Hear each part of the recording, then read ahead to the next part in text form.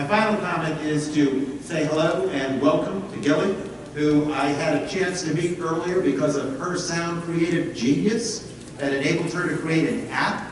And as a high school senior, she's got a wonderful future ahead of her. Our keynote speaker is a senior in high school, not a senior citizen that made an app, a senior in high school. Think about that. That's only 5 years away for each of you girls. You could create your own app today. I'm going to introduce our keynote speaker, Gilly Russick. She's a senior at Shaker High School. Do y'all know where Shaker High School is in Latham? So she's from right around the neighborhood, right? She's not from far away or New York City. She's very heavily involved in computer science research, and she's still in high school. She was a visiting researcher at Stanford University this past year and Siena College in 2013. Imagine being a visiting researcher in high school. She's developed an Android app, as you can see, Codester, and she's going to talk about it today. If you go onto Google Play on your phones, if you have an Android phone, you can download her app for free. Pretty cool, right? She's established multiple coding clubs, which are outreach clubs for younger girls at Loudonville Elementary School and even here at Girls Inc. Gilly enjoys working with younger students and getting them involved in math and computer science in a fun and engaging way through her Puzzle Hunt project. She's an active member of the Albany Math Circle for the past 7 years, and she aims to empower all learners, especially girls. In her free time, she enjoys mountain biking and being outside. So, without further ado, I'd like to bring Gilly Russick out.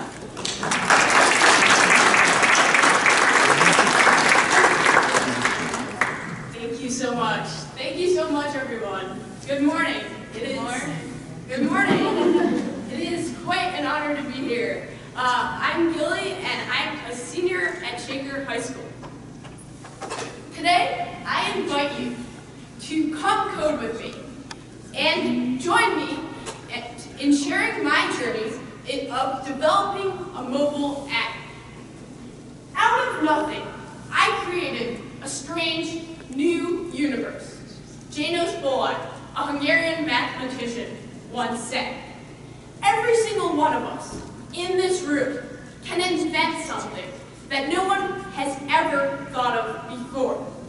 Since I was your age, I really enjoyed creating, inventing, developing, but most of all, learning and imagining, thinking. I developed a personal website to share my research activities and interests. I developed a Russian vocabulary blog, a new social media for foreign language students. I run a Messer Math blog, where I share my favorite math problems with people from all over the world. And I developed Codester, my educational app that teaches computer science. Today, I'd like to share with you the journey of how this app came to be. Not so long ago, I was your age, sitting in the back of my 7th grade class, waiting for the bell to ring so I could go outside and score some goals. And one day, on the way home from practice, my mom was telling me about a kid who was 8 who had developed an app. At that moment, I was inspired. I thought to myself, I want to make an app too. There was a spark in me. There was one little problem. I barely knew what a mobile app was. I didn't have a smartphone or even an iPod at the time. Let alone did I know what it meant to code. So I looked it up online, and I thought coding was scary. It sounded something challenging, until I realized that coding is simply the process of giving the computer directions in a special language to achieve some task, whatever it is we want. Coding is like learning a new language. How to speak to the computer. It doesn't speak English. It speaks in a special language. Now that I realized what it meant to code, I wanted to learn how to code. So I looked it up on Google. Google became a wonderful friend. Anything you want to learn or learn how to make, look it up on Google. Google will provide you with free research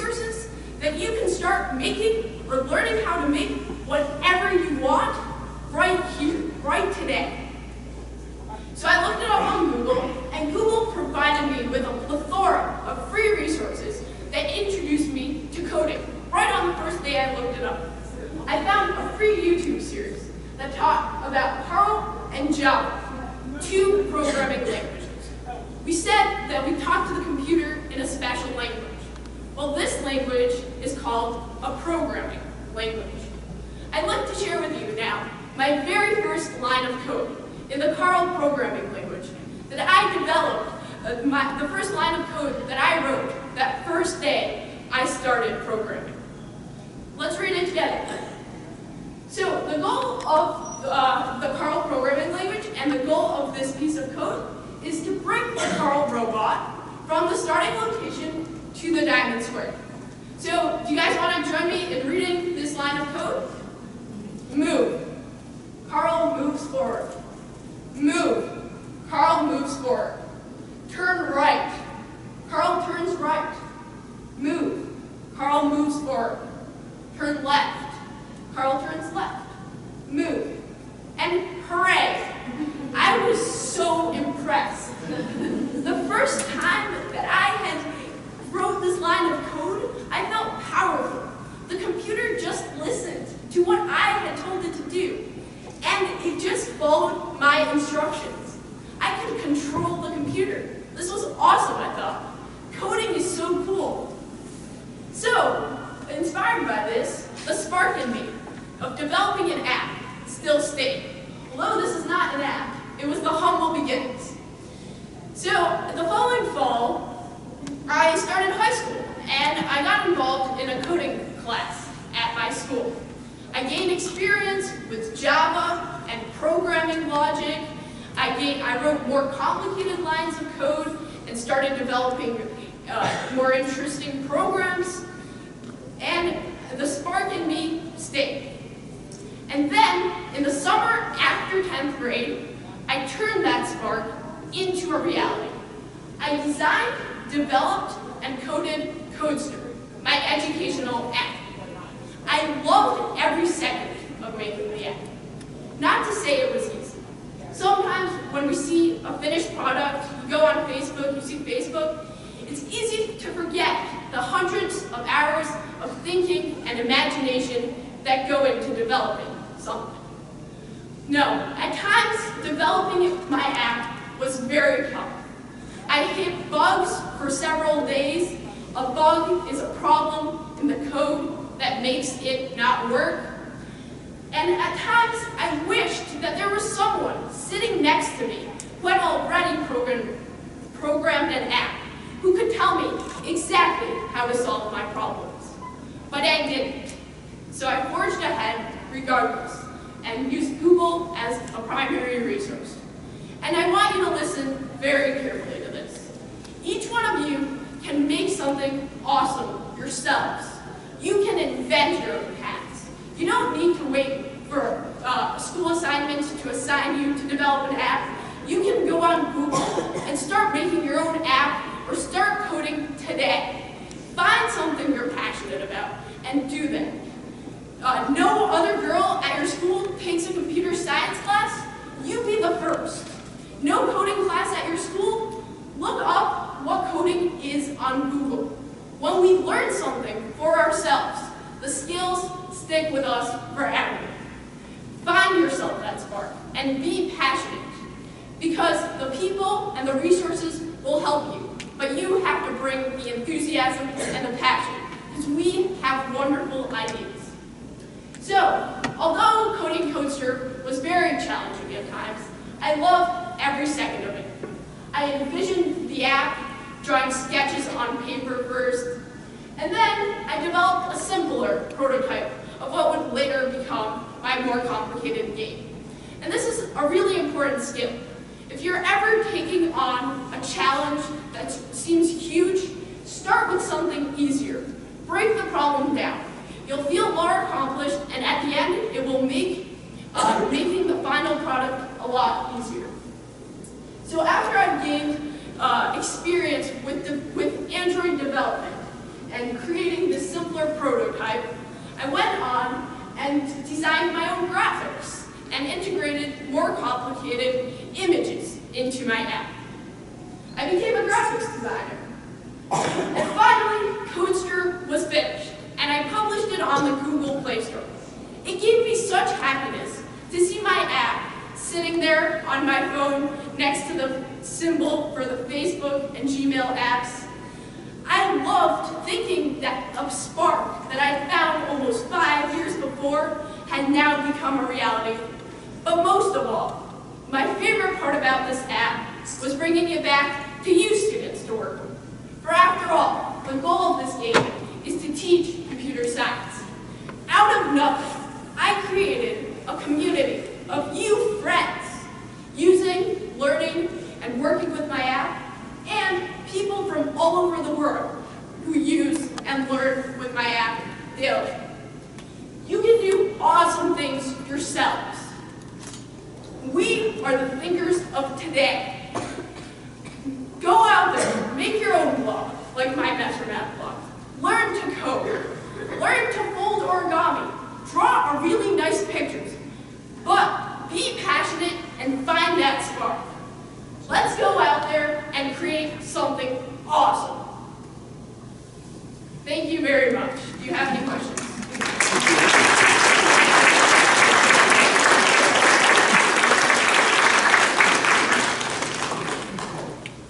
Do you girls have any questions for Gilly? What made you want to start coding? I've always been very interested in math and such, but I really wanted at that time to get interested in how to make a computer do what I wanted it to do. And with all the new apps and technology that is becoming increasingly popular and in our everyday lives, I really wanted to learn how to code and program myself.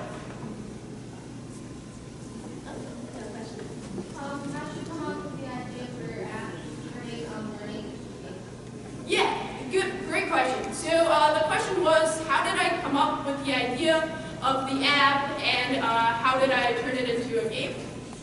Yeah, so that's a great question. So as I said, I've for a long time wanted to make an app. And so I got the opportunity in the summer after 10th grade to get involved in developing an app. At first, I had no clue where to start. So I looked at existing apps. Other apps, I think at the time there was an app called Flow, I don't know if you remember that. So I looked up the ideas that they had and what they did, how they presented their graphics, what the game was like, and I thought to myself, I'd like to make something kind of like Flow. And at the time there's also a very big initiative going on around the world to get young people to code. So I decided that instead of just making a game, to make it a game that teaches people logic, that actually has some sort of impact. And my app isn't much different than any other logic game, but I wanted to integrate in techniques that actually teach concepts that will help with future endeavors and interest young people in coding. Does that answer your question? Okay, you're awesome. Are there any other questions? Yeah. Is this app available? It's only on the Google Play Store. You want to make me an Apple version of it, though? You can make the iOS version. I'll hire you. But currently it is only on the Google Play Store.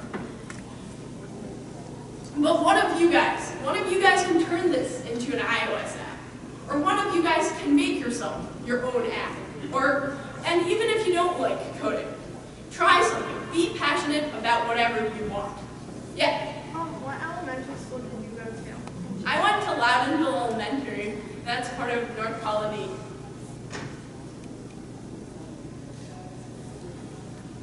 Are you working on any other apps right now?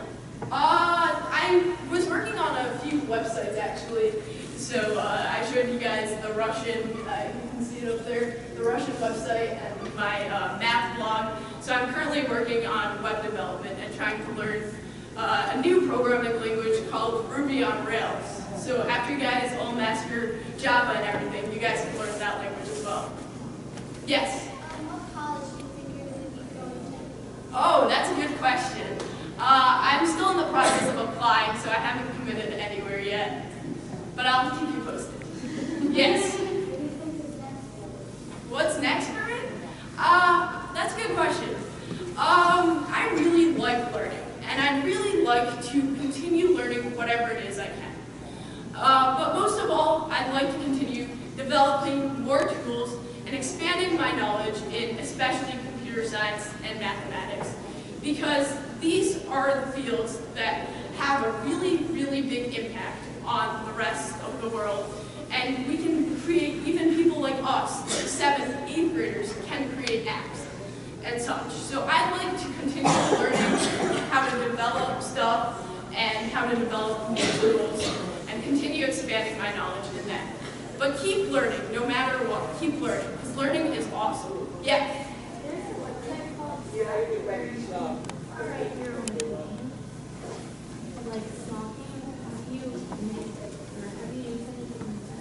Yes, so speaking of resources, Scratch is a very good resource. If you guys want to go coding, there's, as I said before, there's a lot of resources online for free, and Scratch is one of them.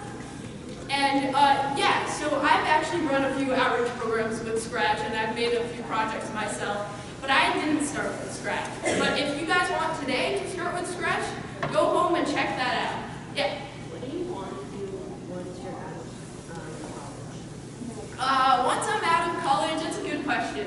At the moment, I believe I'd like to be a researcher. I'd like to get a PhD and continue working in research. I'm very interested in how large online networks interact, right? How many here have a Facebook or a Twitter account?